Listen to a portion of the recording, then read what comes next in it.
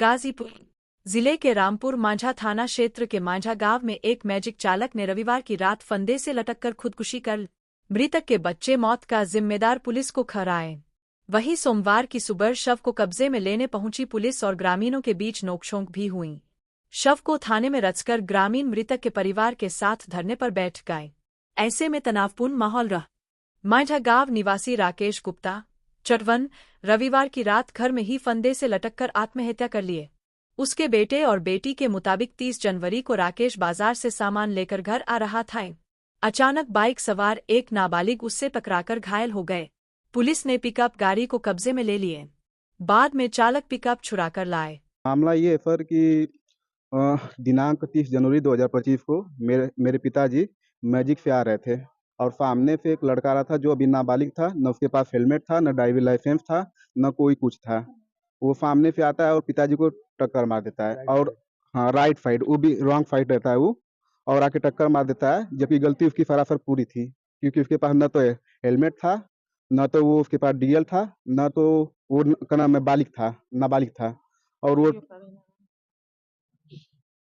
उसके बाद होता ही है कि पुलिस के संज्ञान में मामला आता है और पुलिस 7,000 लेती है मेरे पिताजी से।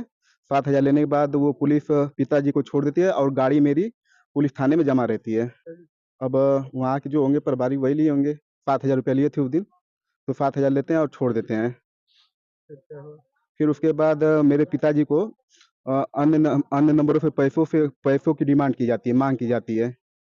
बार बार उनको मानसिक रूप से प्रताड़ित किया जाता है। कभी उनसे 5,000 रुपया मांगा जाता है, कभी उनसे 20,000 रुपया मांगा जाता है, कभी उनसे 50,000 रुपया मांगा जाता है और कहा जाता है कि अभी आउट तू देबा। और मेरे पास पुख्ता सबूत भी है इसके, पैसे की डिमांड करते हुए। और उनको इतना मानसिक रूप से 2-3 दिन प्रताड़ित किया गया कि उन्होंने आत्महत्या सुसाइड कर लिया है फांसी लगाकर। इतना वो गाड़ी से एक्सीडेंट हो गया था, उनको बार बार लोग फोन करके धमकी देते थे कि पैसा दे दो, ये कर दो, वो कर दो। पापा बोले कि हम तुमको हमारा गाड़ी छुड़वा दो, तुमको हम 5,000 दे देते हैं, फिर हम रोज 500-500 रुपया कमा के तुमको दे देंगे, रोज का भर देंगे। तो वो लोग बोलते थे नहीं, जब तक 50,000 60,000 नहीं दोगे तब तक नहीं। 50,000 जिसका वो बिट्टू नाम का कोई था, उन्हीं का लड़का था, जो जिसका एक्सीडेंट उसका भाई था, बड़ा वाला। अब पापा टेंशन की वजह से खाना नहीं खाते थे, 2-3 दिन से खा नहीं रहे थे, अंदर से मानसिक रूप से थे। बहुत उनको खाना के लिए बोलते थे तो नहीं खाते थे। तो हम लोग जागे हुए थे, वो सो रहे थे, फिर आए, पूछे क्या कर रही हो तुम लोग? तो उनको लगा है कि हम लोग सो गए, लेकिन हम लोग की निगरानी में हमेशा लगे थे। जब गए हैं टॉयलेट करने तो सोचे एक बार अपने पिताजी को देख ले, तो गए हैं तो फांसी पे लटके हुए थे। जब गए तो आवाज किए, उनको हम बचाने की बहुत कोशिश किए, 5 मिनट तक उनको हम छुए।